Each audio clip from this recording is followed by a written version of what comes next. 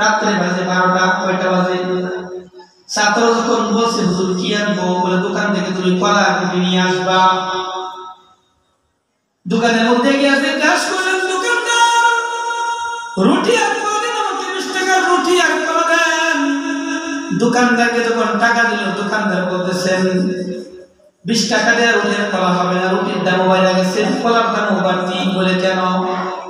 যে সব দোকান বন্ধ হয়ে গেছে, আমি একটা দোকানে একাই করে বসে আছি একটু লাভের আশায়, এই জন্য এখন আমি বিক্রি করলে একটু লাভ করে বিক্রি করব। কারণ সব দোকান বন্ধ, একটা দোকান খোলায় বিক্রি লাভ তো অবশ্যই করবে, কারণ সে অনেক কম জায়গা রয়েছে। তো আল্লাহ তাআলা বলেন বান্দা, এই জন্য আমি তাহাজ্জুদের নামাজকে এই পরিমাণ দামি বানাইছি,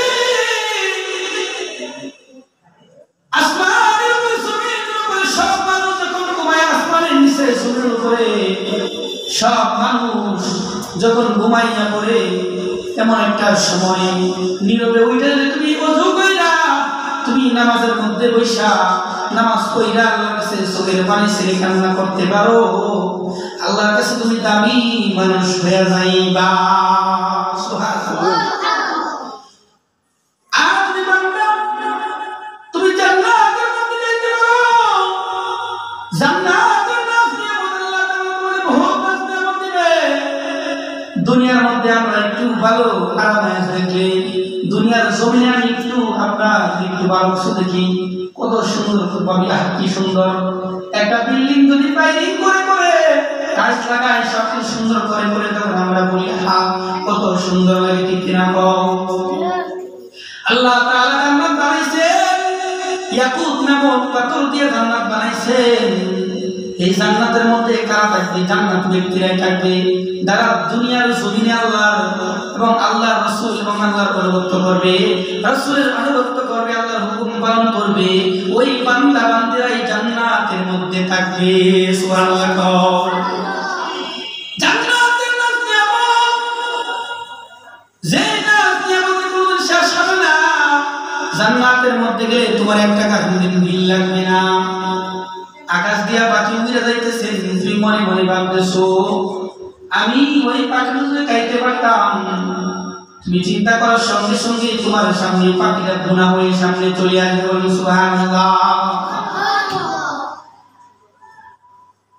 জান্নাত চির সুখের ঘর, যদি জানতে ওগো তুমি, মায়াদের রঙিনে পৃথিবী নয়তো সুখের খনি, নয়তো সুখের খনি। জান্নাত চির সুখের ঘর, জান্নাত চির সুখের ঘর, যদি জানতে ওগো তুমি, মায়াদের রঙিনে পৃথিবী নয়তো সুখের খনি, নয়তো সুখের খনি। ঠিক না গো? যদি তুমি জান্নাতের মধ্যে যাইতে পারো, জান্নাতের নাম দিয়ে আল্লাহ তাআলা তোমার মন দিবে। এরে বান্দা, দুনিয়ার জমিনে তুমি বড় কষ্ট করছো, দুনিয়ার জমিন বড় কষ্ট করে তুমি কাটাইছো। একবার খাইলে দুইবার ঠিক করে খাইতে পারো না।